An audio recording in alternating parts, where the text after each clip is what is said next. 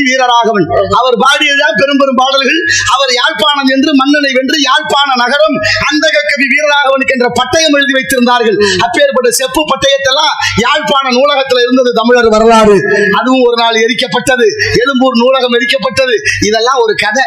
ஆனாலும் எப்படியெல்லாம் வரலாறுகள் எங்கெங்கயோ எரிக்கப்பட்டாலும் நம்மளுடைய இடத்தில் இருந்ததை நம்பியாண்டால் நம்பி எடுத்து கொடுத்தாராம் அந்த கவி புலமை நிறைந்த ஏடுகளை திரு சிதம்பரத்தில். அது சிதம்பரத்துல கொடுக்க முடியாது. 3 பேரும் ஒத்து வந்தா தான் கொடுக்க. சுந்தர திருஞான சம்பந்தர் 30 தேவர்களும் வந்தார்கள் தான் இவ்விடத்தில் நாங்கள் கொடுக்க முடியும் என்று சிவனை நினைத்து வந்தவர்களுக்காக எதிர்பார்த்து கொண்டிருந்தார்கள் அப்படின்னு சொன்னவங்க தில்லை வாழ் அந்தனர்கள்.